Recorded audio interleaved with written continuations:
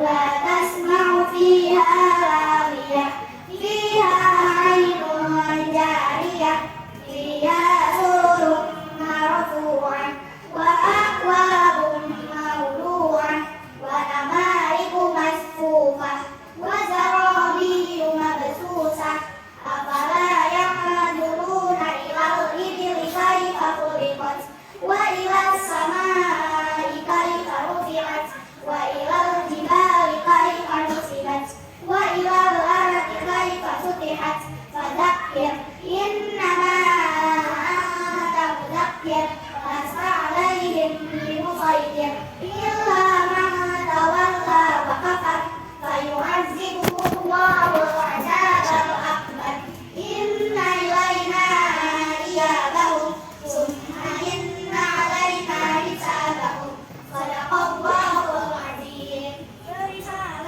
السلام عليكم ورحمة الله وبركاته. Hari ini karena memang beliau ini merupakan salah satu dai yang sering pergi ke luar negeri. Beberapa hari saja baru dari Eropa dan setiba dari Eropa ke Indonesia harus berjumpa dengan perwakilan dari Dubes Palestina untuk membicarakan situasi terkini di Palestina. Jadi nampaknya beliau tidak bisa hadir dan menugaskan kepada saya selaku muridnya untuk bisa menjadi badal pengganti dari beliau dalam kajian kali ini. Mudah-mudahan tidak mengurangi esensi dari kegiatan kali ini. Apapun yang disampaikan mudah-mudahan bisa menjadi kebaikan ya ibu-ibu sekalian. Apalagi memang temanya cukup berat khususnya bagi saya berkaitan dengan membangun keluarga sehidup sesudah. Namun perlu saya klarifikasi dulu, insya Allah saya sudah berkeluarga.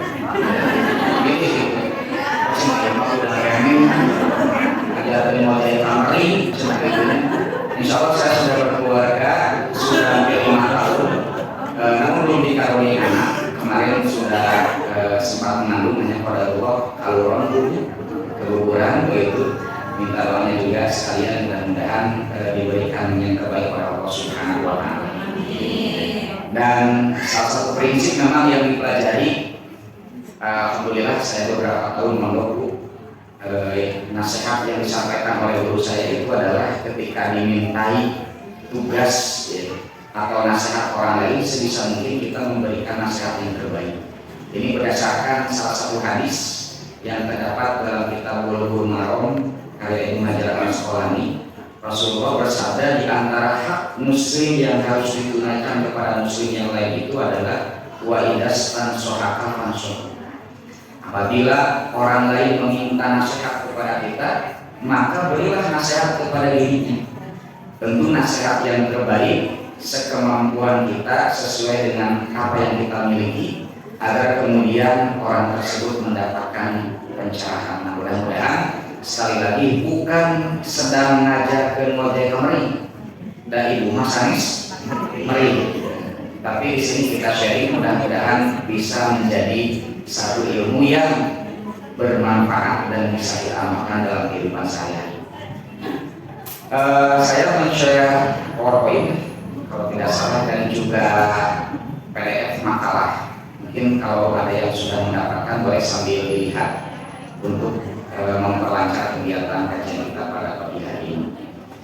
Terkait dengan tema ini, ibu-ibu sekalian, tentu yang sudah tadi disampaikan oleh Ibu Mudirah bahwasanya yang namanya keluarga itu merupakan instansi yang sangat penting, menjadi madrasah awal bagi seorang anak, dan bahkan sebenarnya karakter anak itu ditentukan oleh keluarganya.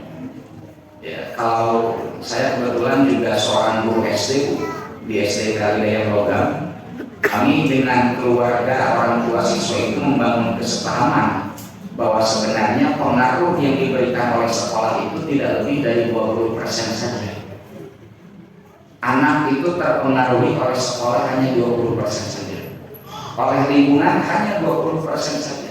Yang paling besar itu adalah dari keluarganya, dari rumahnya, bahkan mencapai 60%. Jadi lamun budak bahasa kasar, justru yang harus dilihat dulu itu adalah orang tua. Ya, Kalau anak kemudian rajin menghafal Quran, besar kemungkinan pasti pengaruh dari rumah. Begitu. Dan ini memang terjadi di sekolah kami. Ada anak yang memang capaian tahfiznya tinggi, ada yang kemudian hanya mencapai target, ada bahkan kurang dari target. Dan ternyata itu dipengaruhi besar oleh keluarga. Makanya isu keluarga ini harus menjadi isu yang sangat penting bagi kita semua. Dan mohon maaf, kepala keluarga, bapak-bapak itu tidak sedikit yang kemudian abai terhadap isu keluarga ini. Karena kayak kata isunya, ayahnya mengakhir ibu-ibu, bapak-bapak, ibu-ibu, ayo bapak di ulang dulu. Nah, insyaallah alhamdulillah ayahnya bapak-bapak kan sangat ibuan bagi kita berdoa ya dikontak oleh suami alhamdulillah.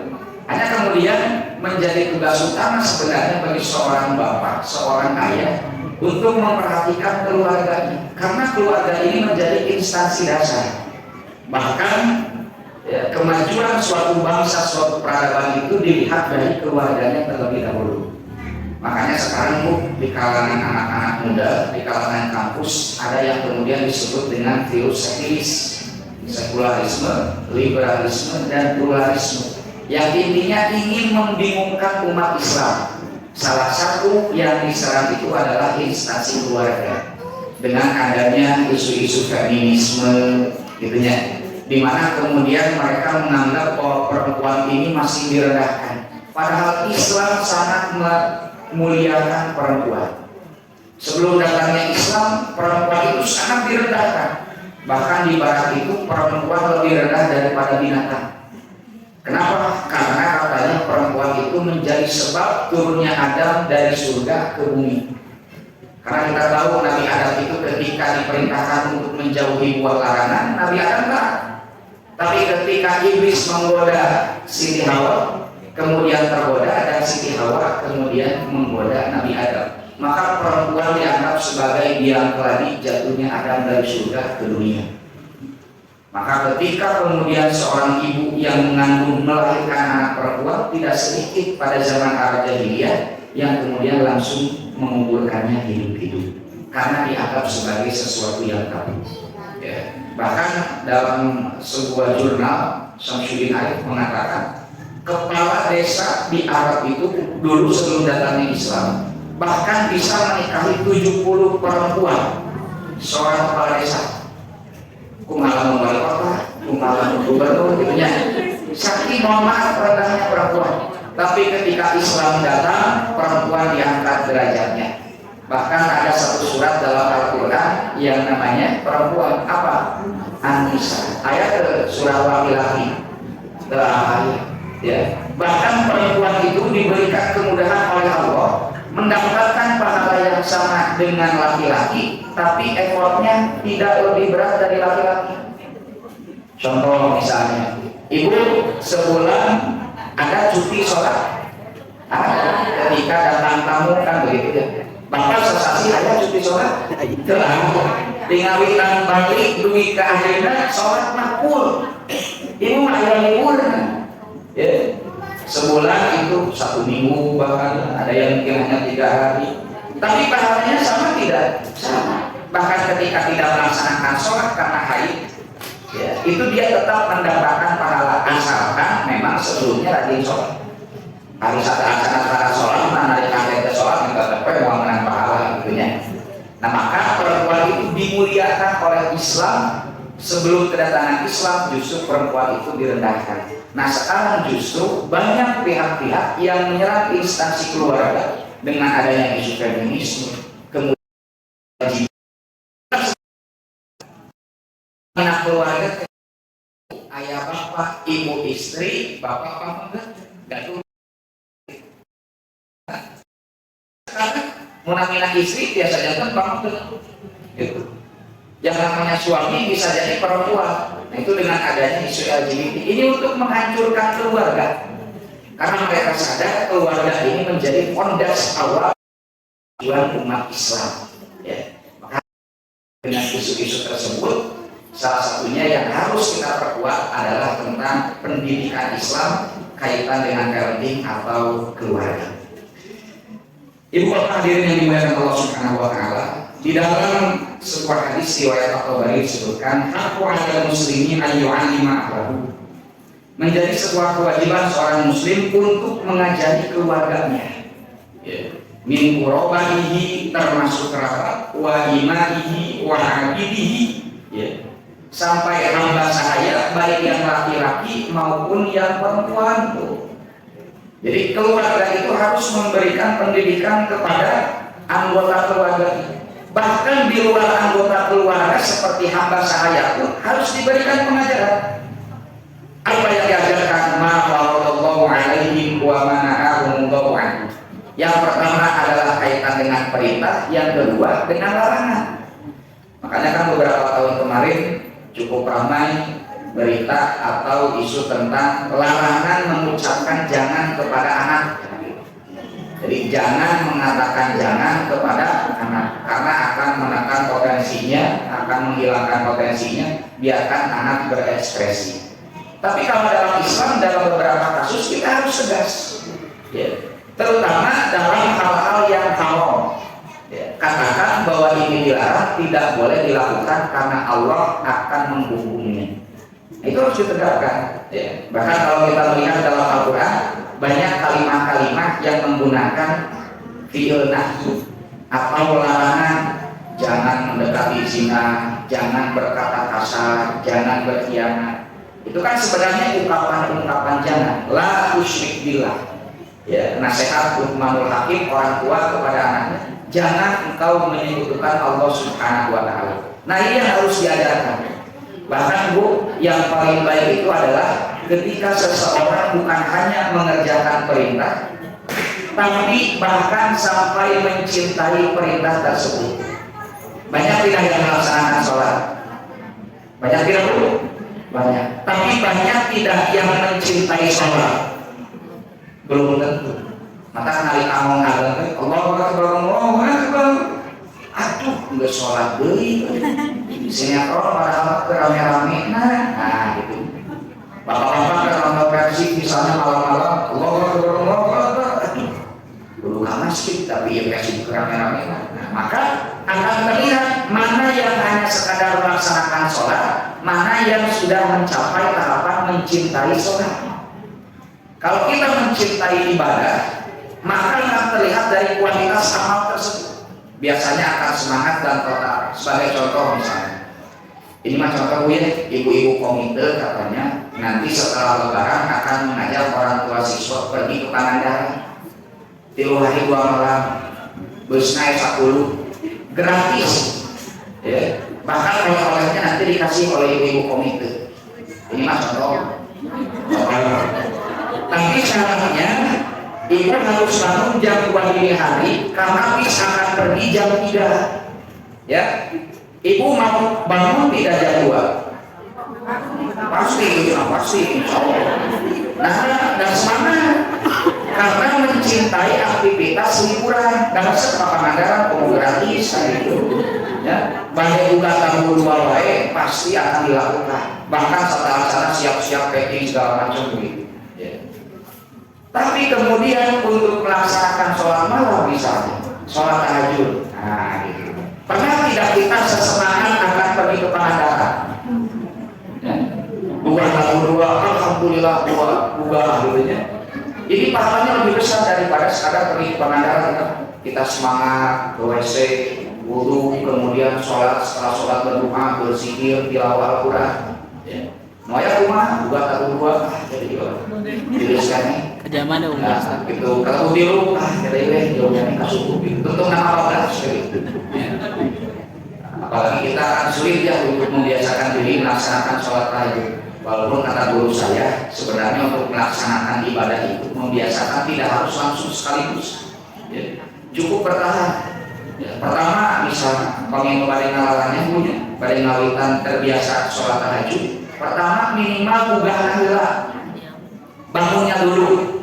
Ya, setelah malam jam 3 bangun, aduh masih ngantuk tidur. Enggak apa-apa, tidak apa-apa. Nu penting bugana heula. Biasakeun bangunnya dulu. Ya. Nanti kan sudah 1 bulan kita akan berpikir, mana rek kieu wae hirup gitu. Maka kita bertahap setelah bangun, tadi ngacain aya pipis dulu, buang air. Setelah buang air tidur lagi boleh silakan. Ya. Nah kalau sasasi itu kan orang yang mesti menyarek wae gitu. Akhirnya bertahap mulai ambil wudhu, melaksanakan sholat. Aduh sholatnya cenah berat. Kamu 11 rakaat aku witir nawe hunkul. Boleh silakan. Sudah 1 bulan, sudah 1 tahun akan berpikir menyarek wae gitu. Akhirnya bertambah sampai sempurna, melaksanakan tilawah, berzikir, sholat subuh berjamaah, itu luar biasa. Maka mulai dari hal terkecil. Ya, untuk mencapai hal besar mulai dari hal yang terkecil. Nah jadi menanamkan ibadah, menanamkan syariat kepada anak, bahkan sampai anak mencintainya itu adalah sesuatu perkara yang luar biasa. Pertama tadi mencintai perintah, yang kedua membenci terhadap larangan. Ya. Anak itu harus sampai benci terhadap larangan sehingga dia tidak mengerjakannya. Gitu. Siapa tahu Ibu pamit dipasihkan Tuhan daging babi pada Tuhan haram kan gitu. Tapi pamit ibu dipasihkan kantor korupsi 10 miliar pada tapi hanya belum tentu kan gitu. Padahal saling halal tapi nahannya ku artosna orang ada daging babi karena daging babi itu disadari atau tidak sejak kita kecil sudah dibangun konstruk berpikir bahwa daging babi itu haram, tidak boleh dimakan. Maka kurangnya jangankan makan daging babi, ningali babi nawa geus ya, babi gitu kan. Kita sudah jijik melihatnya saja. Nah itu sudah ditanamkan sejak kecil. Makanya ada kisah ada seorang pemuda sedang mabuk-mabukan, sedang dugem, ya berkumpul dengan bercampur dengan perempuan. Ketika sedang mabuk ditawari daging babi oleh temannya. Ya, pelan-pelan, namanya daging babi. Mual sama haram. Dari mana? Mual sama haram. Beli, gitu. Nah maka kebencian kita terhadap sesuatu yang haram itu harus seperti bencinya kita terhadap daging babi. Sehingga kuat untuk meninggalkannya. Sekarang fenomena judi online, ya, mabuk-mabukan, perzinahan, pergaulan bebas, kan tidak sebenci terhadap daging babi. Padahal perlu ditanamkan kebencian terhadap hal-hal yang haram. Ya, seperti ibu misalnya, ibu kenapa pakai kerudung, kenapa pakai jilbab? Apa alasannya? Karena menurut Allah itu tidak boleh dinampakkan. Karena bila ibu kenapa pakai kerudung? Aduh, mah isir, atau seluruh bisa, ya, seisir, tapi mah kos rontok, senang itu. Berpahala tidak kalau alasan seperti itu? Tidak. Makanya penting menanamkan pemahaman syariat kepada anak-anak kita dari mulai keluarga, sehingga dari nanti keluarga itu membangun masyarakat madani, masyarakat yang sadar tentang mana yang baik, mana yang buruk. Kemudian di dalam sebuah hadis yang lain disebutkan, semoga Allah merahmati seorang laki-laki yang bangun di malam hari lalu mengerjakan sholat, dan dia membangunkan istrinya lalu istrinya mengerjakan sholat. Bila istrinya enggan untuk bangun, dia percikan air di wajahnya. Semoga Allah merahmati seorang wanita yang bangun di waktu malam lalu mengerjakan sholat, dan dia membangunkan suami untuk mengerjakan sholat. Bila suaminya enggan untuk bangun, dia percikan air di wajahnya. Nah ini nulis bansos witen gitu. Jadi bersama-sama dalam kebaikan. Ibu bangun mau melaksanakan sholat, suami masih tertidur dibangunkan. Ayah, ayo bangun. Gesekan wae, cepetan cai. Gitu kan? Aduh, mama jangan gitu. Wae, sebelum gitu mah. Manjur. Jadi solusi dalam Islam itu adalah ketika kita bersama-sama dalam kebaikan, baik suami, baik istri maupun anaknya. Mohon maaf dulu, insya Allah sekarang tidak ya. Dulu sering saya dengar begitu perkataan orang tua yang sok cing soleh, hidup mah kudu soleh, baik mama apa mah tersoleh gitu. Seakan-akan itu perkataan yang mencintai anaknya. Biarkan anaknya selamat, nggak apa-apa orang tuanya tidak selamat, begitu kan ya? Padahal sebenarnya dalam Islam, ketika orang tuanya tidak selamat, kemudian anaknya selamat, bisa jadi anaknya itu akan ditarik oleh orang tua.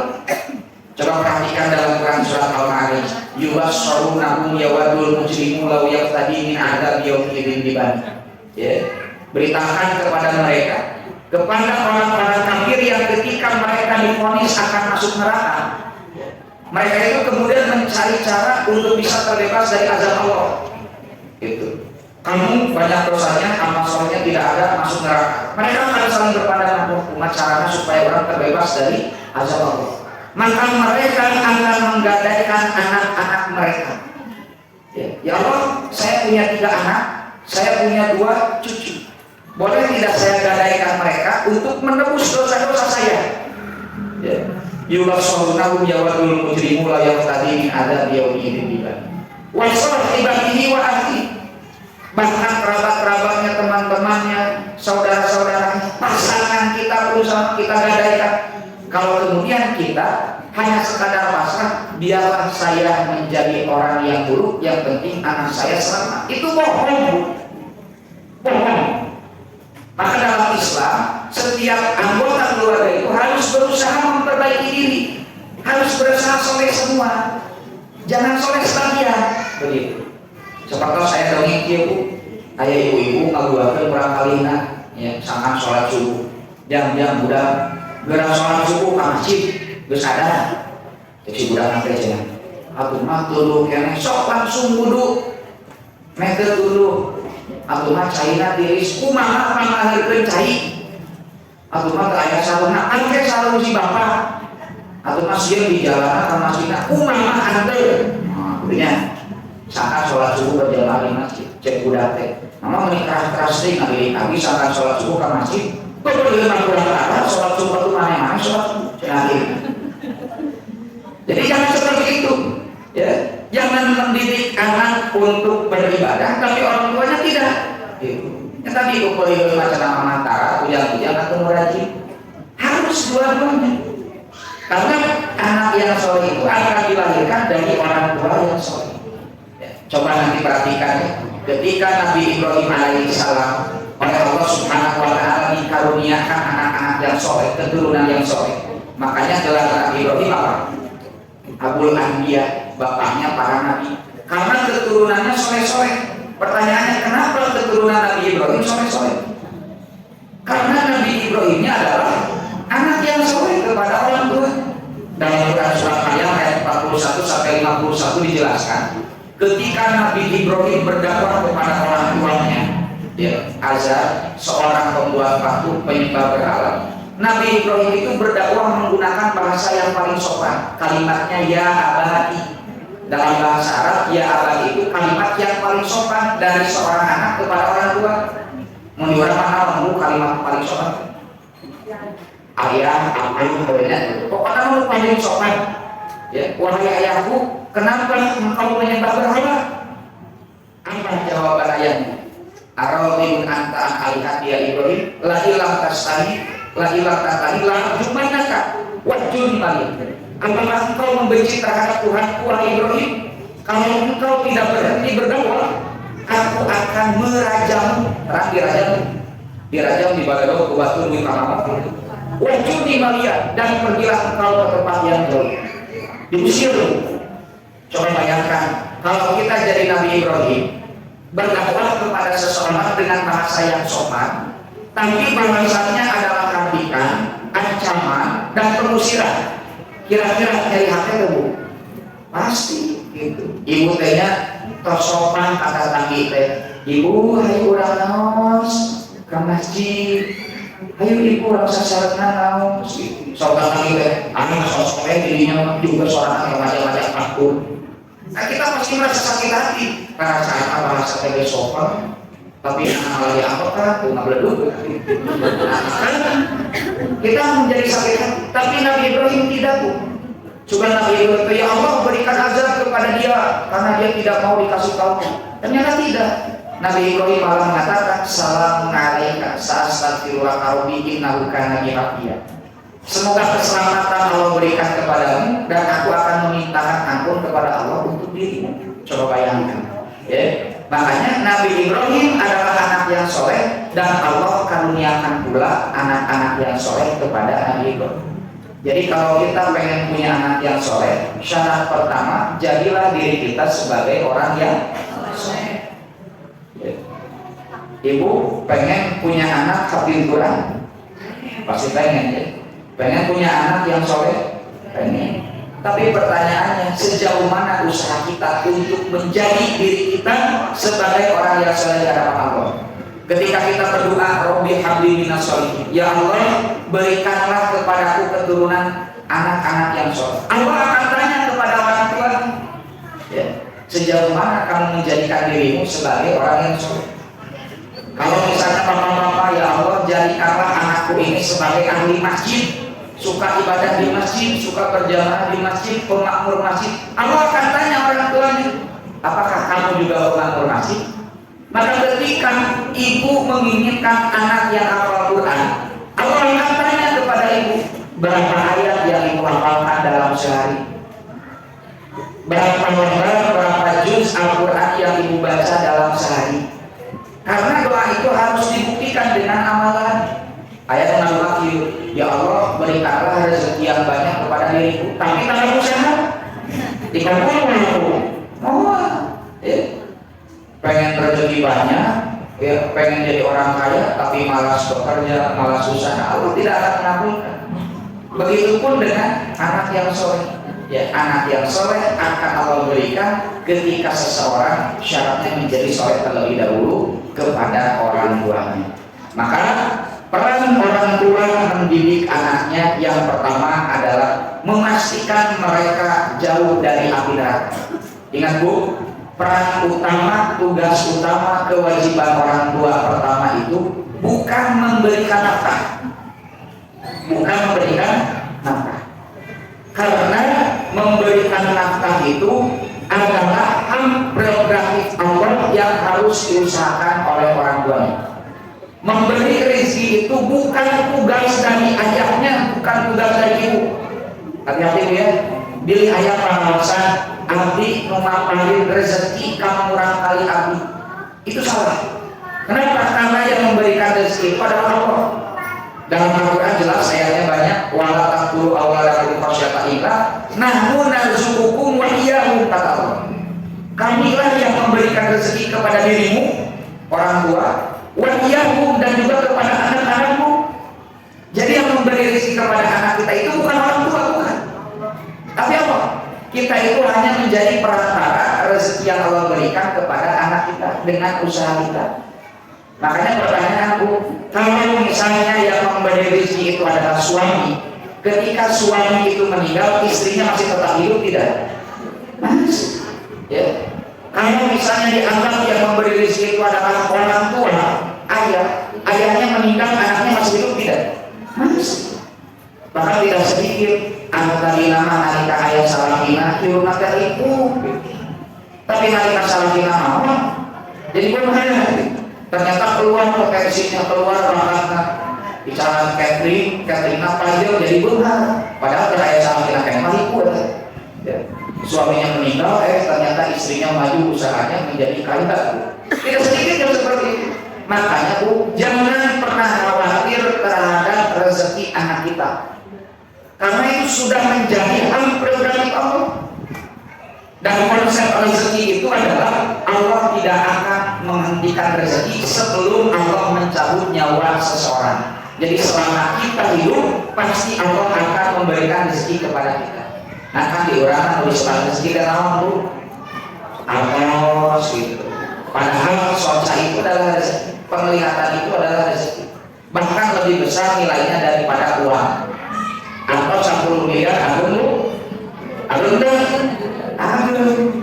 Tapi kami ayat jami, sumping kabumi ibu teras kecil. Ibu, ku ambil peser socana 10 miliar. Ibu baru angkat 10 miliar, ini 10 miliar itu biasa keliling dunia, minimal keliling Indonesia. Ya, tapi penglihatan ibu saya beli, anda tidak dijual. Tidak mau karena Jakarta saya kerja tidak mana.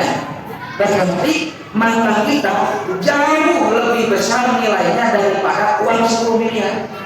Bahkan 100 miliar pun belum tentu kita mampu menggadaikan mata kita. Nah itulah rezeki. Karena di ulama rezeki kita materi. Makanya nalika ngomong-ngomong angkat bicara, uwi teh dekenging atos. Suka muncul perasaan dalam hatinya. Hari ini Allah belum memberikan rezeki kepada kita. Padahal biasa ninggal, biasanya rios, sehat deh, eta rezeki. Padahal target nama nak seukur 300.000 sehari, target hari ini 300.000. Allah bahkan sudah memberikan jauh lebih besar daripada itu sebelum dia melangkahkan kaki keluar untuk pergi bekerja. Ya. Maka tugas kita itu sebenarnya bukan hanya memberikan rezeki, memberikan nafkah, tapi memastikan anak kita, keluarga kita jauh dari api neraka. Ya ayyuhalladzina amanu qu anfusakum wa ahlikum nar wa quduhan nas wal hijarah. Wahai orang-orang yang beriman, peliharalah dirimu dan keluargamu dari api neraka yang bahan bakarnya dari manusia dan batu. Nah ini tugas utama. Jadi pastikan anak kita jauh dari neraka. Kami misalnya ibu kedua murang kali narantau nah kuliah nah ada mau biasanya kan sepuh kapung kita sok kieu nah ladahan teh hujan sok ya cing lancar usahana cing maju usahana cing menang jodoh musae ngan ulah hilap sholat gitu. Jadi sholatnya sok disimpan di akhir gitu ya mau penting maju usahana menang jodoh halus gitu nya gadina ageng, lancar sekolahna, ulah hilang sholat. Jadi sholatnya terakhir. Padahal justru harusnya ibadah itu menjadi yang pertama. Gitu. Makanya ketika nanti anak ibu yang punya anak perempuan, nanti kedatangan laki-laki yang akan meminang anak ibu, ya, sumping pamengget, cara diterimanya itu jangan dilihat dari materi, tapi lihat agamanya. Rajin sholat tuh ibu dapet. Gitu.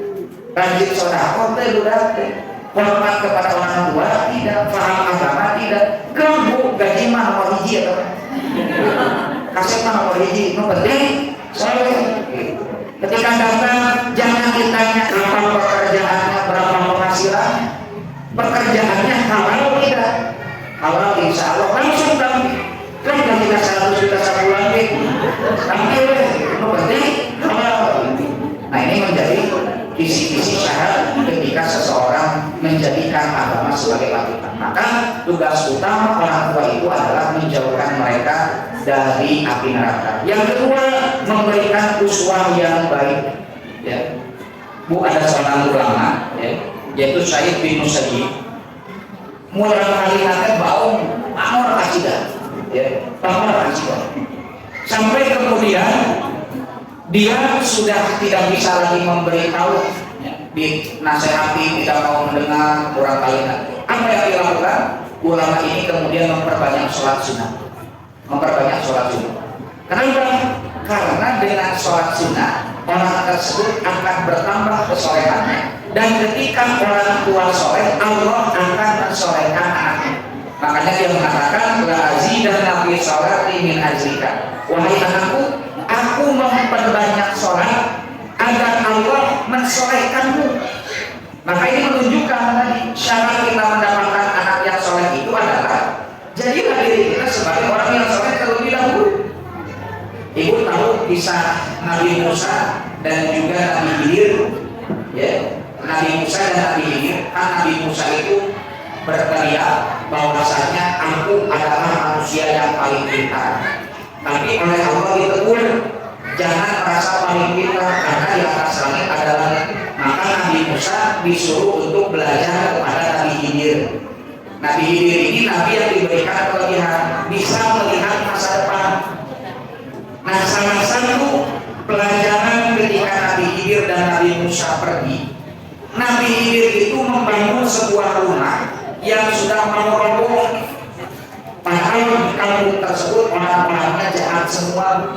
Makanya Nabi Musa bertanya, kenapa kamu membangun rumah? Padahal masyarakat di sini adalah masyarakat yang buruk. Kata Nabi Khidir apa? Aku membangun rumah yang mau roboh ini lantaran di dalamnya ada anak-anak yang orang tuanya adalah orang tua yang soleh.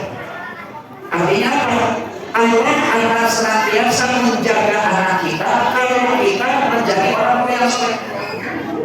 sekalipun kita sudah tiada.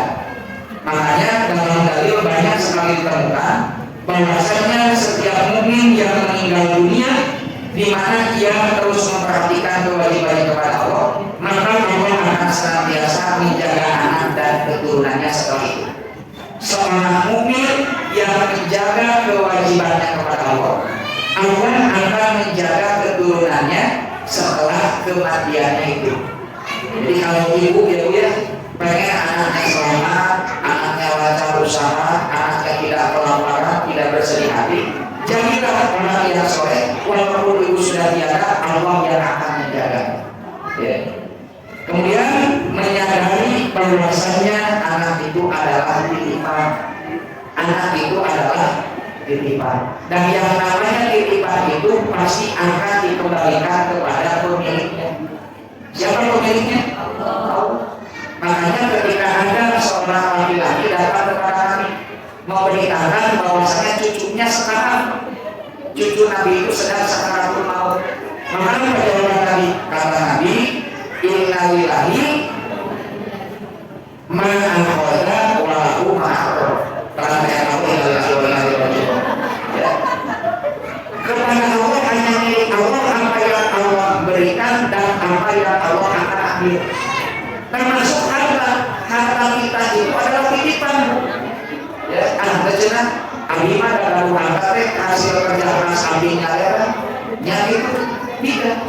Ya, ibu misalnya seorang yang pintar, dari kepintaran ibu dapat penghasilan. Pertanyaannya, kepintaran ibu datangnya dari mana? Dari Allah. Siapa yang memberikan otak? Siapa yang memberikan mata penglihatan sehingga kita bisa belajar? Ya, kalau ibu seorang penyanyi, kemudian dapat penghasilan dari menyanyinya ibu, siapa yang memberikan suara?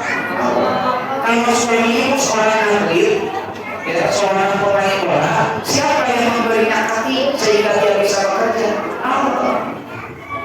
Makanya yang namanya rezeki itu, harta itu adalah titipan dan harus dikembalikan kepada Allah. Makanya perbanyak sedekah. Karena sedekah itu kita mengembalikan harta kita kepada pemiliknya, yaitu Allah Subhanahu wa Ta'ala. Dan dalam hadis yang namanya sedekah atau infak itu tidak akan mengurangi harta. Infak atau sedekah tidak akan mengurangi harta. Percaya tidak? Mana yang percaya? Ibu perlu harta 100.000, dilebatkan kakek saya 50.000, bagi saya kesalahan. Berkurang tidak? Berkurang. Caranya berkurang, tapi berkurang. Nominalnya berkurang.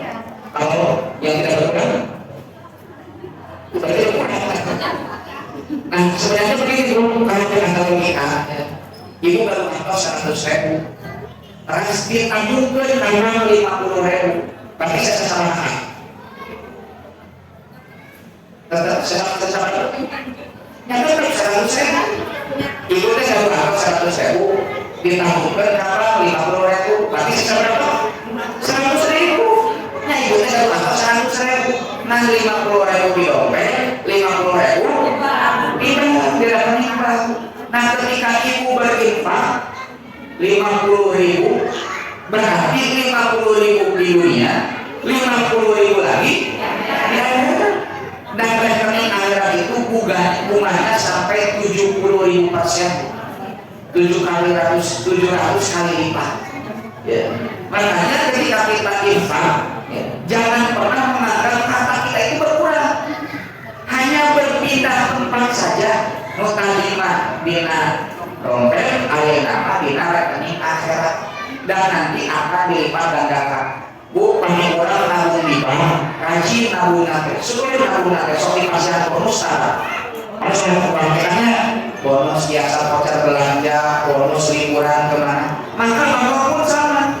Kalau kita banyak menabung di rekening akhirat dengan infak dan sedekah, Allah akan memberikan bonus. Apa bedanya infak sedekah? Infak dan sedekah apa bedanya? Apa yang sama saja? Sama itu, kan? Maka istilah tadi memilih makna berkaitan dengan mal atau harta materi. Maka kita akan bantos, anu barang, keuangan, eta infak. Kalau sedekah itu baik materi maupun bukan. Makanya ketika kita senyum kepada saudara kita itu termasuk saudara. Kalau pertanyaan, kalau ayah di masjid, ayah pertanyaan sering, ya pertanyaan antar pertanyaan saudara. Infak saudara, infak. Ada saya saudara-saudara, kalau pertanyaan saudara, kalian akan mengumpulkan kalian, cakap. Aku berkaitan kesenyum ada salah kok. Maka nanti bapak berkaitan dengan apa? Harta adalah titipan akan diambil oleh Allah. Anak pun adalah titipan akan diambil oleh Allah. Dan pertanyaannya, ketika Allah mengambil anak kita, baik ketika sebelum kita meninggal atau sesudah kita meninggal, pertanyaannya, apakah kita bisa merawat anak kita titipan Allah dengan baik atau tidak? Pagi ibu ngawiran berkotor tanpa parkir, motor jalan memberi masuk helmnya saya, pas pada di sana helmnya lurus, motornya lurus, bana bitu, ya, rendang kerja tinggi, bukan respon ibu kalau parkir. Hampir itu, mana ibu mana motor lagi jadi dia, dan lagi pas tidak pernah di titik kecil, nah kalau mau sama. Allah menitipkan anak kepada kita rawat, kita jaga. Itu ketika diambil oleh Allah, Allah akan senang karena dikembalikan dalam keadaan yang baik. Tapi kalau kita tidak mendidik anak kita dengan agama, membiarkan dia berkata kasar, membiarkan dia bergaul bebas, sehingga kemudian dekat dengan perzinahan, sering melakukan judi misalnya dengan roker-roker mulai dari kecil dan biasa sampai besar, hati-hati. Allah akan buka kepada orang tua yang tidak mampu merawat dan menjaga anak. Terakhir, nah biasanya orang terakhir masuk semangat. Terakhir kalau tadi kewajiban orang tua kepada anaknya, sekarang kewajiban anak kepada orang tua. Pertama tentu saja menghormati mereka. Nah menghormati orang tua itu berkaitan dengan adab.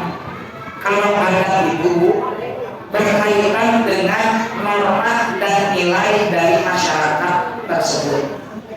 Adab di Sunda dengan adab di Jawa biasanya berbeda. Ya, pan di Sunda mah ayah ada peninggalan putih bagus, putih bari ngalampu, adab. Jadi adab itu berdasarkan kepada nilai dan norma masyarakat di tempat tersebut. Benteng salah Pami al-Rahmah adalah nilai-nilai keislaman yang terkandung pada diri seseorang. Seperti tidak boleh berbohong, bersifat jujur, menghormati orang tua. Menghormati orang tua adalah anak cara menghormati orang tua disebut adab. Jadi menghormati orang tua adalah akhlak. Cara bagaimana menghormati orang tuanya, teknisnya itu disebut adab. Tanya-tanya di sana pun di contohnya misalnya, nanti sering diajarkan adab pusat kami ini. Kami ayat 10 cari teh, kurang teknik cari tidak porsi. Dasar porsi sudah teknik salah sana. Itu maka kita ada kami pada cari tidak porsi atau yang mana? Dan diberikan sebuah nikmat. Kami ayat 10 cari di atas, kurang teknik cari di luar. Karena kami ayat 10 teknik nanggung jarak. Ya, nanggung jarak itu. Selain jualan, nah, itunya selain jualan.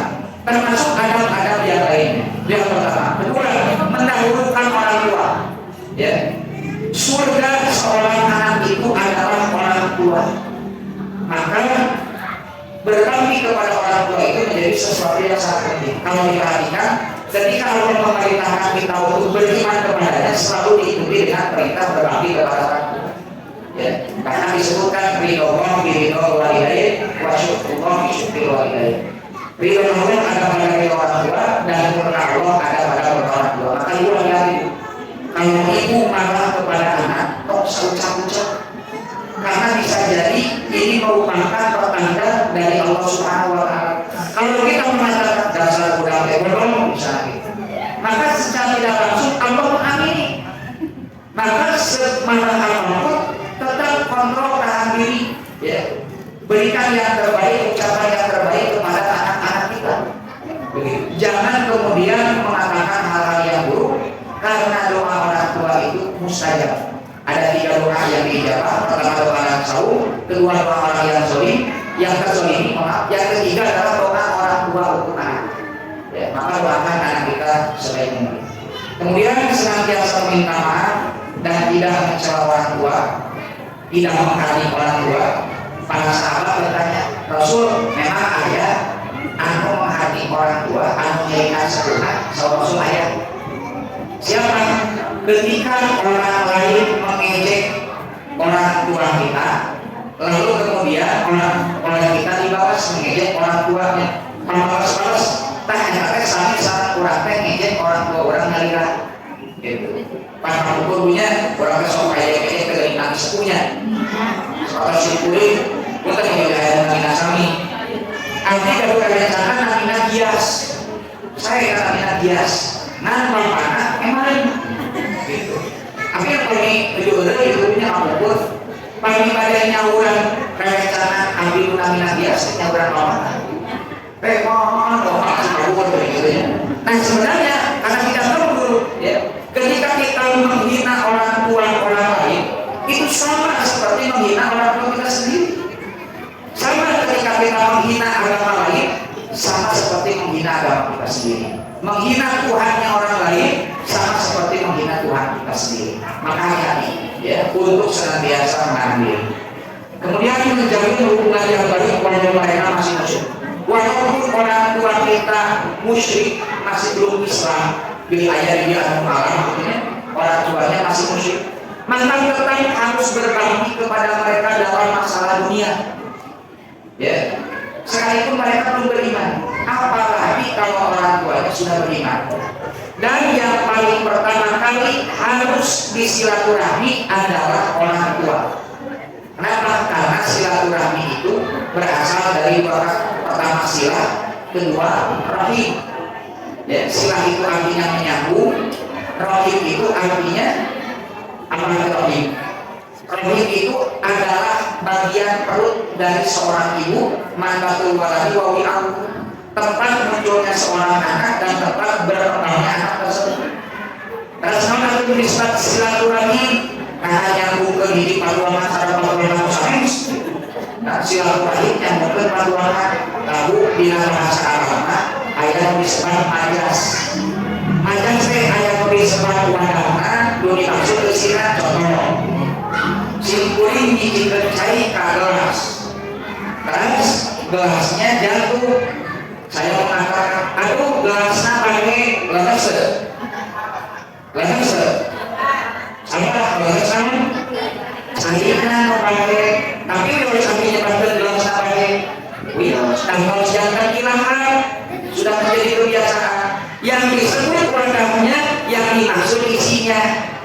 Bapak-bapak kalau ngecer untuk rokok, salah-salah akan aspal.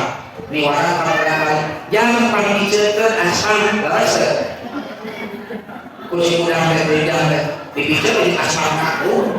Lalu sebenarnya dan mau dibicara aspal hanya udah betul hati yang disebut wadah yang dimaksud isi ya panggilan ke aspal itu maksud nama pijen isi aspal nah salah saja butuh rokok. Maka yang disebut silaturahmi walaupun yang disebut rahim yang disebut wadah yang dimaksud isinya apa isi dari rahim kasih sayang. Makanya bukan berarti silaturahim itu menyambung perut dengan perut yang lain. Tapi pada silaturahmi sang ibu, ayo aku rasanya ya. Tapi menyambung kasih sayang karena isi dari rahim itu adalah kasih sayang. Siapa orang yang pertama kali harus disilaturahmi itu? Yaitu adalah orang yang punya rahim. Orang tua dan khusus ibu. Setelah itu baru orang-orang yang berasal dari rahim yang sama, baru kemudian orang lain. Jadi orang tua menjadi orang pertama yang harus kita silaturahmi. Yang terakhir adalah menggunakan orang tua. Ibu di sini ada yang sudah punya cucu? Ada ya. Ibu yang sudah punya cucu suka menggunakan orang tua tidak? Harus. Ya.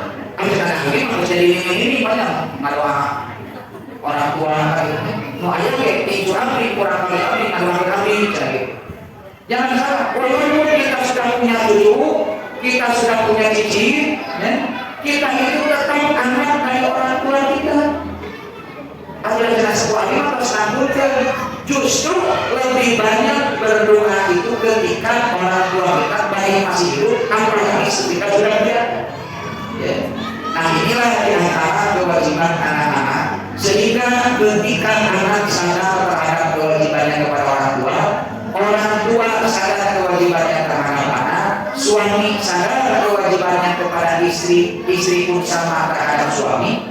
Insya Allah bisalah kita akan mampu membangun keluarga yang hidupnya bukan hanya di dunia, tapi nanti hidup berkumpul di surganya Allah Subhanahu wa Ta'ala. Mudah-mudahan kita semua termasuk ke dalam orang-orang yang bukan hanya dikumpulkan di dunia, tapi keluarga kita senantiasa dirahmati, diberkahi, dan diberikan maghfirah oleh Allah Subhanahu wa Ta'ala, dan telah kembali dikumpulkan di surganya Allah Subhanahu wa Ta'ala. Demikian yang dapat disampaikan, mudah-mudahan ada guna dan manfaatnya. Mohon maaf atas segala kekurangan. Sebelum ditutup, barangkali ada yang mau bertanya, mari diberi Pak Model. Alhamdulillah, terima kasih kepada pimpinan yang sudah menyampaikan nasihat, wasiat kebaikan, watawassaw bil haq, watawassaw bis sabr. Mudah-mudahan ilmu yang disampaikan menjadi ilmu yang bermanfaat, yang tidak hanya kita simak dan kita dengarkan, tapi mampu kita amalkan dan kita aplikasikan dalam hidup dan keluarga kita di rumah kita masing-masing. Ini ya Allah berkah. Barangkali ada yang mau bertanyakan? Ada yang mau bertanya?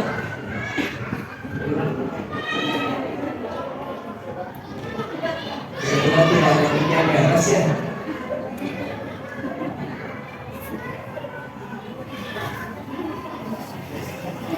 Ibu dari depan itu bisa.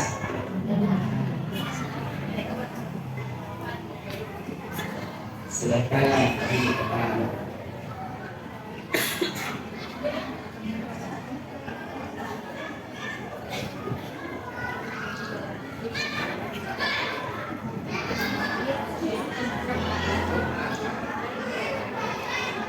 Dan nanti insya Allah yang besar mau ikut bertanya kepada ibu-ibu yang bisa jawab, insya Allah dikasih hadiah kepada ibu.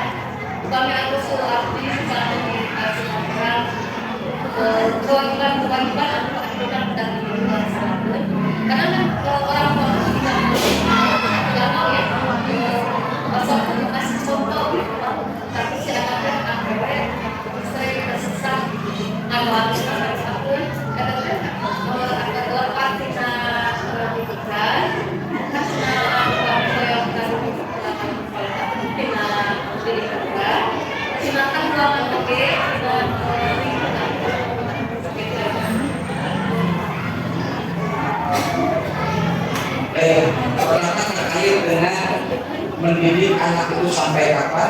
Anak itu mendidik atau dididik tidak ada batas sampai kita meninggal. Bahkan bisa jadi ibu-ibu sekalian bahwa hasil dari didikan kita itu akan terlihat ketika kita sudah tiada. Dan tidak sedikit ya, pas saya kena 10 nama udah pamor gitu, di piwaran sholat kali, piwaran mawas gitu. Tapi ketika orang tuanya sudah meninggal, Allah berikan hidayah sehingga kemudian dia bertobat dan menjadi orang yang saleh. Itu tidak sedikit kasus-kasus seperti itu. Makanya tugas kita itu adalah mendidik mereka dengan uswah yang baik, mendoakan, menjaga, merawat mereka sebaik mungkin. Pertama nanti apakah solehnya apa, atau bahkan Allah tidak memberikan hidayah, itu bukan urusan kita. Yang penting kita memaksimalkan ikhtiar mendidik anak yang soleh. Hanya syarat agar mendapatkan anak yang soleh pasti harus diawali dari orang tuanya yang soleh terlebih dahulu. Ya, karena sebuah setuna, namanya preman misalnya begitu. Tapi anaknya kemudian menjadi soleh, begitu kan? Memang ada faktor yang lain seperti faktor lingkungan, faktor kesadaran diri. Hanya kemudian akan lebih mudah ketika seorang anak yang soleh berangkat dari orang tuanya yang soleh. Tugas kita hanya berikhtiar, adapun Allah lah yang berhak untuk memberikan hidayah kepada anak kita. Bu, tempuhnya kurang anu sanes Nabi, sanes Rasul.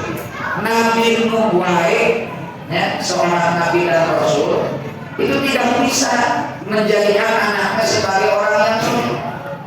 Anak itu sampai dikatakan dia tidak mau taat kepada orang tua, termasuk orang-orang yang kufur. Pertanyaan, apakah Nabi Nuh gagal dalam mendidik anaknya?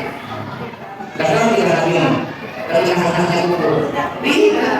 Jadi selain gagal akan Nabi Nuh, tinggal usaha. Ibu sudah berusaha, ibu berhasil. Terlepas dari bagaimana anaknya nanti soleh atau tidak, pintar atau tidak, cerdas atau tidak, itu urusannya dengan Allah. Begitu.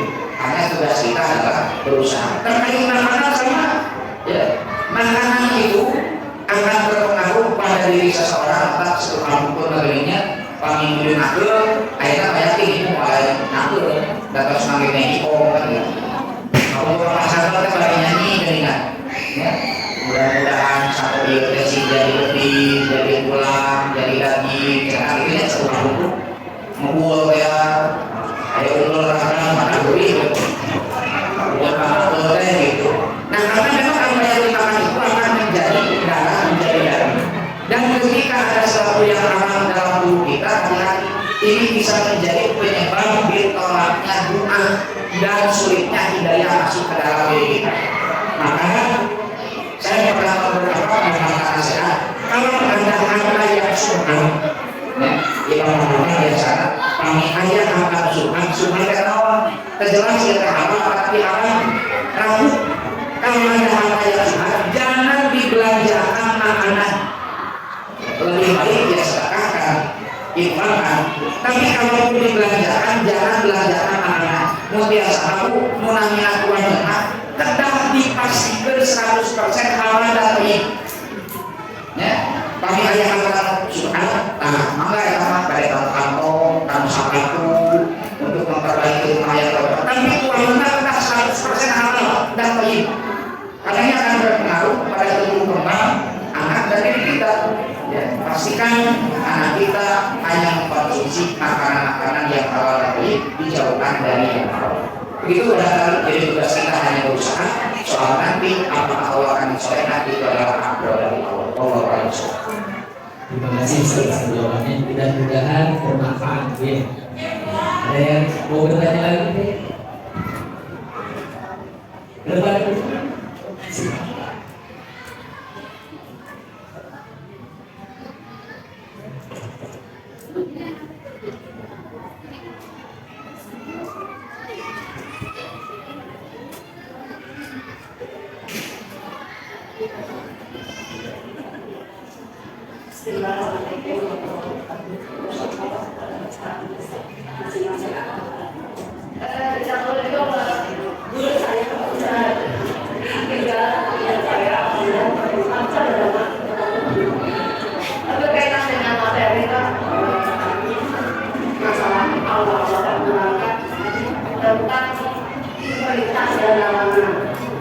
Kalau disebut perintah, kita bukan ciptaan.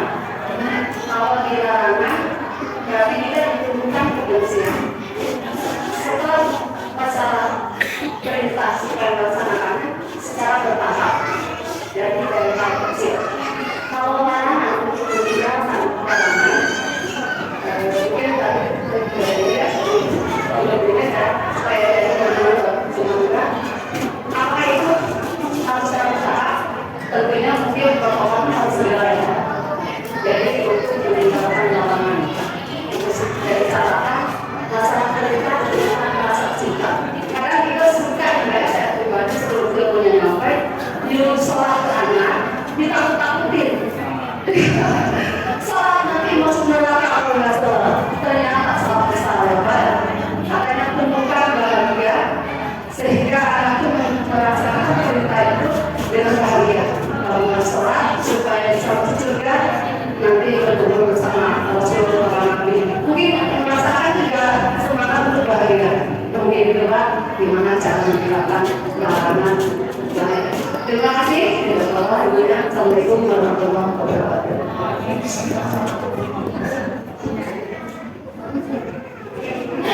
Baik, untuk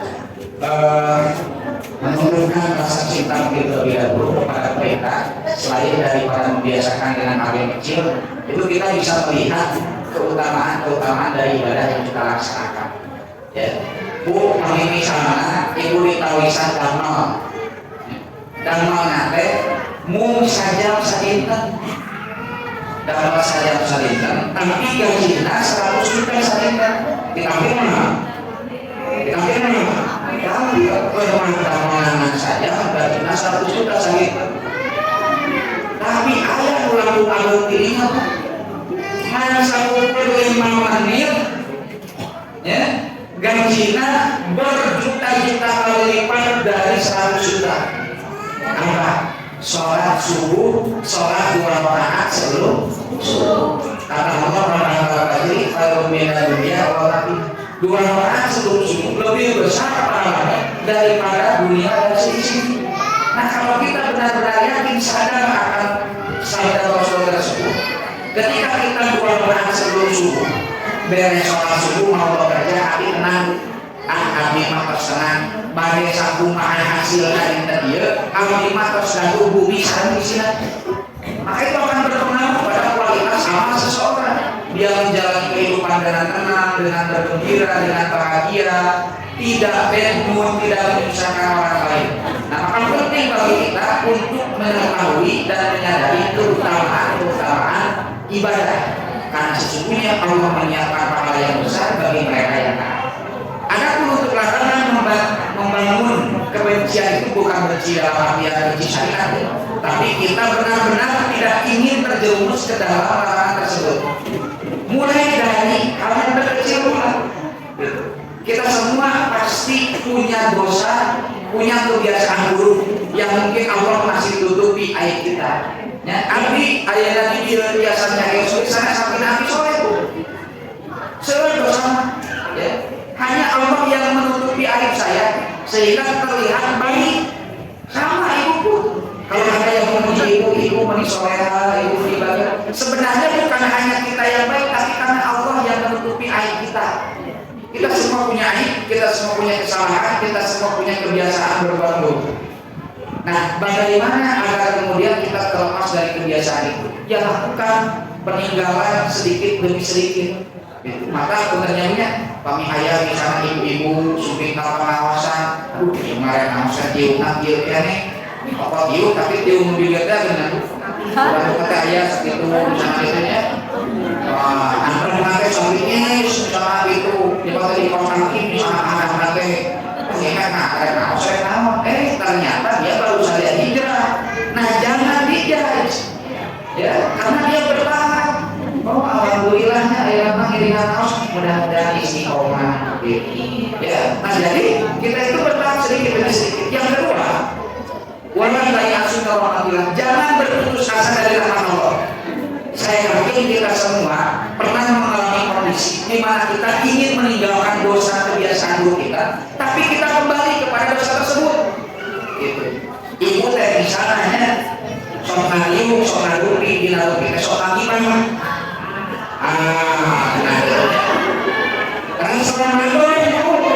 Transformator teh ibu kieu abdi mah kumaha tos diri di bulan Ramadan moal ngabali ya duwi ka transformator teh ngayu akibat rasa itu kematian kemudian tapi mereka teh puasa kieu geus suka. Nah, tapi seiring berjalannya waktu orang lebih dari notabene bantu kita tahu kata dinten kasangpuluh aku ketuaan gitu ya. Padahal ada ibu yang namanya cariosananya informasi benten sarantos pamijami di titipan hartos biasanya nabi anggaran ya jami mah di titipan hartos biasanya ya di titipan 100.000 bisa jadi wina ada 40.000 mulai aja pengambilan di titipan 100.000 di itu 150 bahaya ya. Tapi cariosana ketika dititip ucapan nyatakan bilang biasanya ibu kan si ibu itu teh kemarin ini ibu teh saya kalau ibu sampai kami biasa ya. Nah kita seringkali kembali kepada dosa walaupun kita berniat untuk bertaubat. Udah kayak sunnah ulama jangan berputus asa. Jadi berakhir, aduh kami mah jika anak-anak mengingatkan dalam dosa itu, jika nama ayat taubat. Nah kata Allah dalam hadis qudsi, saksikanlah olehmu kepada para malaikat orang ini berbuat dosa, kemudian bertaubat, dosa lagi, taubat lagi, dosa lagi, taubat lagi. Selama dia terus berusaha untuk meninggalkan dosanya, aku ampuni semua dosa-dosanya. Ya, jadi tidak mungkin ada seseorang yang benar-benar bisa meninggalkan dosa seluruh, tidak mungkin. Ya, pasti ada satu dua atau mungkin banyak dosa yang dia lakukan. Nah pertanyaannya, mau tidak kita itu bertobat kepada Allah? Selama ada keinginan dan usaha untuk taubat, insya Allah Allah akan menjauhkan kita dari larangan dan mengampuni setiap dosa-dosa yang kita lakukan. Yang terakhir, bagaimana supaya caranya meninggalkan dosa tadi? Pami perintah tinggal manfaatnya, tinggal keutamaannya, tinggal pahalanya, lalu larangan tinggal akibatnya, azabnya, hukumannya. Maka sebenarnya tidak salah kalau kemudian kita dalam tanda petik menakut-nakuti seseorang itu dengan azab Allah. Dan Allah ini sinar kurang tadinya. Ini sinar kurang. Yang orang-orang yang beriman jika kamu misalnya memusuhi agama Allah, maka Allah akan memberikan azab yang lebih. Nah itu kan salah-salah yang sinar. Tapi memberi ketakutan kepada hal-hal yang dilarang. Ya, dan ini harus didasari dengan keimanan sehingga insya Allah ketika kita sadar kelebihan dan keutamaan perintah kita mencintainya, ketika kita tahu azab yang akan diberikan ketika kita mengerjakan larangan, kita akan meninggalkan. Pagi ibu ditilang di jalan raya kena ayam denda 1 juta, ya misalnya ditilang kamu kena hewan kita ibu bakal pakai hewan mau apa ayo pasti bakal benar nggak siun gitu kan sampai nanti kayak ditilang 1 juta tanpa lagi itu kalau ingin nanti supaya surat biasa ngambil ke larangan.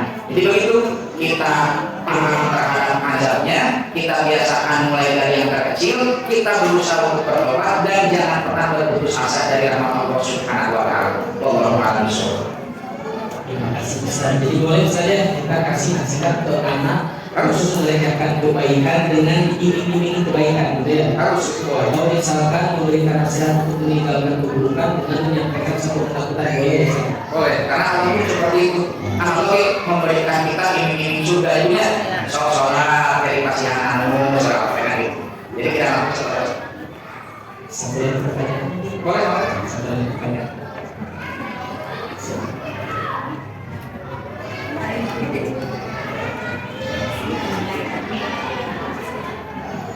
Assalamualaikum warahmatullahi wabarakatuh. Waalaikumsalam. Pak Ustaz mau tanya, kalau misalnya ayahnya itu seorang atlet gitu, atlet profesional. Terus kan kalau atlet itu dibayar sama sponsor atau orang, tapi onornya itu punya banyak perusahaan, tapi salah satu perusahaannya ada misalnya buat nah itu gimana buat si atletnya Pak? Ya. Baik, terkait dengan rezeki halal ini, maka kita golongkan seminimal-minimalnya masuk kepada syubhat. Ya. Tadi kalau kemudian kita belum bisa meninggalkannya, maka bersihkan harta yang kita dapatkan agar kemudian hal-hal yang syubhat yang masih nempel itu bisa hilang. Dan tentunya banyak kurang nanti atas dicaroge ayah rutinama atau sampai anu kurang keterangan naik ke alamat itu saran ragu, maka bersihkannya itu tadi dengan cara sodako ataupun infak. Kalau kemudian masuk pada ketentuan zakat, maka zakat begitu. Setelah itu kalau mau kemudian digunakan, jangan digunakan tadi untuk makanan saran para ulama itu, tapi gunakan untuk barang supaya tidak langsung masuk ke dalam tubuh dirinya. Hanya yang jelas pembersihan harta itu adalah dengan sedekah, infak ataupun dengan zakat. Lebih baik kalau misalnya kita berikan infak kepada orang lain, tapi kalau kemudian menimbulkan mador tadi itunya perlu dites sponsor juri ya. Orang keluar resign dari mana belum ada gantinya, maka silakan rekan di perusahaan tersebut pada pekerjaan itu sambil kita berusaha untuk mencari penghasilan yang halal yang lebih baik daripada hal tersebut. Ya, sambil di tempat manapun kalau masih ada harta-harta yang suram, kita berusaha mencari penghasilan yang jauh lebih halal, lebih bersih. Tapi kalau belum meninggalkannya, maka bersihkan hartanya. Bersihkan sambil kita berdoa kepada Allah, mudah-mudahan Allah senantiasa melindungi diri kita. Jadi solusinya, kalau bisa tinggalkan, kalau sudah ada gantinya jangan menimbulkan masalah baru. Ya, riset akhirnya terbengkalai keluarga, jangan seperti itu. Kalau perlu bisa ditinggalkan, bersihkan hartanya dengan infak dan sedekah, dan jangan dibelanjakan untuk makan. Itu dua lagi. Sebentar ini, satu-satu ya. Atau mungkin bisa ibu ke depan langsung. Bismillah, assalamualaikum warahmatullahi wabarakatuh. Saya teman saya yang kedua laki-laki yang sekarang kelas 5 dan usianya mau 12 tahun. Pertanyaannya, kalau pernah dia suka bawa mainnya, dan anaknya nggak berhijab karena ada di dalam melakukan pertanyaannya dari usia anak dalam mata saya orang apa enggak perasaan berdosa gitu anak suka ini gimana ya anak suka datang gimana mau pada kamarnya gitu.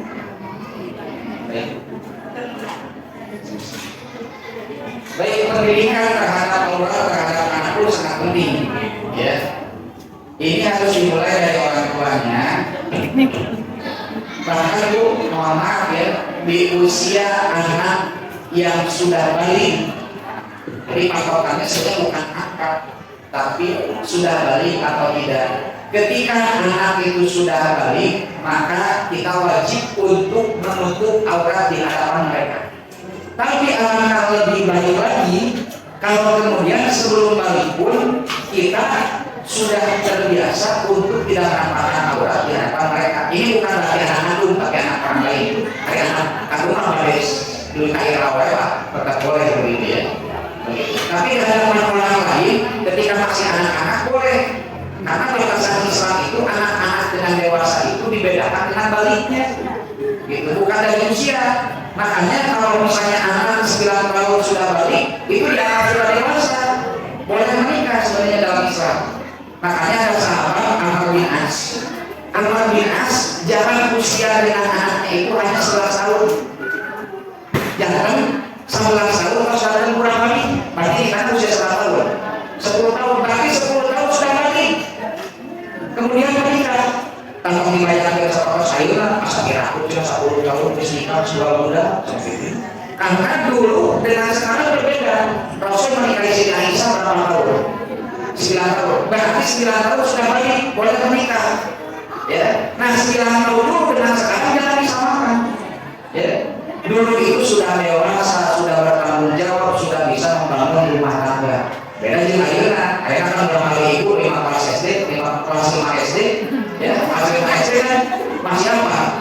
Masih main game gitu ya, atau TV, belum siap untuk menikah, kalau dulu sudah bisa seperti ini. Makanya bahasannya adalah ketika dia sudah balik. Tapi pendidikan terhadap pendidikan seksual itu harus dibiasakan dari kecil. Termasuk misalnya mandi bersama ya, dengan anak itu sudah harus di stop ya, atau mungkin dikondisikan tidur begitu ya. Ketika misalnya ada adiknya laki-laki, kakaknya perempuan, itu harus mulai dipisahkan. Kalau sudah memberikan pendidikan itu di usia 7 tahun anak diperlihatkan dengan perintah seorang. Kalau misalnya tidak mau, boleh dicepat di usia 10 tahun begitu. Nah begitu pun dengan pendidikan seksual, pisahkan anak ya, dengan orang tuanya, dengan kakaknya yang berbeda lawan jenis, termasuk untuk melihat aurat. Itu harus mulai dibiasakan. Hanya batasan sekarang itu ketika sudah balik. Begitu kan? Mana Bu? Assalamualaikum warahmatullahi wabarakatuh. Waalaikumsalam. Ini Pak, mengenai kebiasaan anak, ini kebetulan saya alami sendiri. Itu di hari yang sama. Jadi kebetulan saya datang ke supermarket, itu saya melihat mungkin kurang lebih si anak itu umur 5 tahun. Nah si anak itu lagi nunggu ayahnya di kasir, sambil dia berkali-kali mengucapkan rezan, iklan rezan. Nah terus sebelumnya pagi harinya kebetulan saya ke laboratorium dan mungkin sekitar anak itu sudah sekitar 5 tahunan. Anak ini sakit, terus dia lagi mau diambil ke sana. Dia ke bagian lab, dia masih jerit-jerit ya, jerit-jerit terus sekali dua kali dia berdiri dan akhirnya sampai suatu saat dia meneriaki kata-kata kasar. Saya dari situ kan saya ngambil hikmahnya. Ya Allah, kok satu sisi saya bertemu sama anak yang dia melakukan sisi lain saya melihat anak yang umurnya hampir sama, tapi kok segitu ininya dia sakit itu pun berkali-kali kan dia sama si petugas ya, jadi si anak ini udah mungkin tidak udah ada rasa malu mungkin karena dia sakit-sakitan. Saya kurang jelas juga waktu itu masih orang tua menegur si anak atau membiarkan gitu ya, karena mungkin kasihan juga dia sakit-sakitan. Nah ini misalkan si anak ini mungkin anak sahabat kita atau mungkin anak dari salah satu dari keluarga kita itu kalau kita misalkan melihat si orang tuanya kok kayak cuek-cuek aja gitu ya, kan kita mendengarnya itu udah benar gitu kan, apa bagian bagaimana caranya kita untuk bisa menegur si anak itu supaya anak itu tidak meneruskan kebiasaan itu gitu. Mungkin sebenarnya Assalamualaikum warahmatullahi wabarakatuh. Waalaikumsalam warahmatullahi wabarakatuh. Ada yang menarik dari sebuah pendapat dari hadis Rasulullah ketika ada 3 amalan yang diakan terus yang disebut dengan amalan jariah. Yang pertama itu adalah atau yang kita bahas adalah tentang anak solehah, anak yang soleh. Anak yang soleh itu disebut dengan waladun solihun. Nah, dalam bahasa Arab dengan antawis waladun dengan ibnun, ya kan ada ibnu ya. Makanya kalau ada seseorang meninggal, misalnya si A bin, nah bin itu dari kata ibnun, anak laki-laki. Kalau orang tua binti dari bintun, artinya anak kandung orang tua. Nah, kenapa disebut waladun bukan ibnun solihun? Ya, padahal kan kalau anak kandung lebih tepat ibnun solihun. Tapi amal jariah itu adalah waladun solihun, yang berarti ini menunjukkan bahwa anak yang dimaksud dalam hadis ini bukan hanya anak kandung. Makanya nanti ada dikenal dengan istilah anak biologis, ada anak biologis. Kalau anak biologis anak kandung, anak biologis anak didikan kita, baik berupa siswa-siswi sekolah, ya, anak laki murang kaliwati urang, atau siapa yang kita berikan pendidikan kepada mereka disebut waladun. Makanya boleh kita memberikan pendidikan kepada anak tetangga saudara kita, harus. Karena kita tidak pernah tahu doa anak siapa yang dijabahkan, Bu. Tidak sedikit ustaz mengorang-orangkan justru mau misalnya itu. Tapi murid-muridnya banyak yang jadi sebagai ustaz kembali. Tahu ngadu aku ternyata muridnya sama kurang kali kandungnya. Nah maka ini masuk pada waladun solihun. Jadi ibu sekalian jangan beranggapan bahwa yang harus dididik itu adalah anak kandung kita saja, tapi anak saudara, anak orang lain, siapapun yang kita bisa berikan pendidikan kepada mereka, berikan. Walaupun yang paling utama pasti adalah anak kandung sendiri, begitu. Tapi tidak menutup juga kita berdakwah kepada orang lain. Bagaimana cara berdakwahnya? Dalam hadis disebutkan manrohani umum alon, ibu bilaihi, ilamnya sati fabi lisani, ilamnya sati fabi koli. Kaiji panitia sama angge pandangan, nanti atasnya kekuasaan. Menayang udah mau, lampu rate care, bari incang itu kekuasaan. Tapi kalau tidak bisa seperti itu dan selalu cariosan, aku tetap dieu gitu. Aku terlalu ku hate. Ya Allah kami teh hayang masyarakat atau aku kami kata orang kami teh cariosan kasar pada diwatosan atau waktu beli angkot sepunah. Tapi mudah-mudahan kami ngadoa orang kali eta apa yang tentang orang kali musoleh. Nah itu bagian dari dakwah kita kepada anak orang lain yang berbuat salah. Intinya kita harus tetap berdakwah dengan apapun yang kita bisa, walaupun punya anak sendiri, tapi kewajiban dakwah itu tetap ada kaum. Wallahu a'lam. Bila terima kasih Ustaz atas jawaban-jawaban yang disampaikan. Mudah-mudahan kita menjadi yang bermanfaat bagi kita. Amin. Ya Allah, ya Rabbal Alamin. Mungkin kajian ini ditutup dengan doa oleh Pak Ustaz. Baik, Ibu Bapak sekalian, alhamdulillah kajian pada pagi menjelang siang hari ini dapat kita laksanakan. Sekali lagi saya pribadi mengucapkan terima kasih dan mohon maaf atas segala kekurangan. Mudah-mudahan apa yang disampaikan menjadi ilmu yang bermanfaat dan dapat kita amalkan dalam kehidupan sehari-hari dan menjadikan keluarga kita sebagai keluarga yang hidup sehidup sesudahnya. Kita tutup saja dengan doa, mudah-mudahan doa yang kita panjatkan dijawab oleh Allah Subhanahu wa taala. Bismillahirrahmanirrahim. Alhamdulillahirabbil alamin, hamdan syakirin, hamdan amin, hamdan yuwafi ni'mahu wa yukafi mazidah. Ya Rabbana lakal kama yanbaghi li jalali wajhikal karim wa 'azimi sultanik. Rabbana hab lana min azwajina wa dhurriyyatina qurrata a'yun waj'alna lil muttaqina imama. Rabbana la tuzigh qulubana ba'da idh hadaytana wa hab lana min ladunka rahmah innaka antal wahhab. Rabbana atina fid dunya hasanah wa fil akhirati hasanah wa qina adzabannar. Rabbi hab li minas sholihin, Rabbi hab li minas sholihin, Rabbi hab li minas sholihin. Rabbana atina fid dunya hasanah wa fil akhirati hasanah wa qina adzabannar. Subhana rabbika rabbil izzati amma yasifun wa salamun alal mursalin walhamdulillahi rabbil alamin.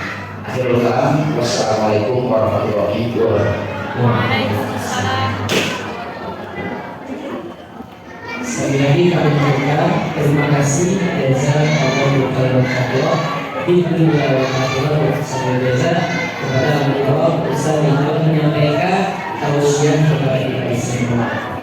Hadirin ikhwatul iman rahimakumullah, kita lanjutkan kepada sesi selanjutnya yakni kuis. Jadi ibu jangan dulu bubar ya, jangan dulu pulang. Kebetulan ada hadiah di depan. Nah sebelum kuis mungkin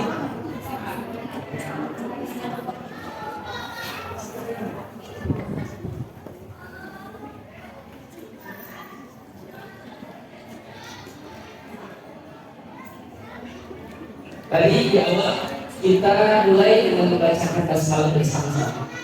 Kajian ini kita tutup dengan membacakan hafalan bersama-sama. Alhamdulillahirrahmanirrahim. Hadirin ikhwatillah rahimahullah, demikian mungkin yang bisa saya sampaikan. Mohon maaf atas segala kekurangan, yang baiknya itu dari Allah Subhanahu wa taala, dari apa yang disampaikan oleh kita Nabi, yang salahnya itu tetap dari Allah. Sama-sama kita tutup dengan doa kafaratul majlis. Subhanallahumma wa bihamdika asyhadu an la ilaha illa anta astaghfiruka wa atubu ilaik. Nanti saya bukan yang pantun, boleh saya bukan yang pantun? Dua Muhammad bertimbang komen. Tamat komen.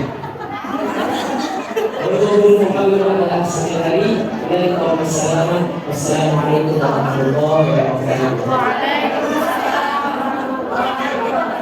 Untuk saya serahkan kepada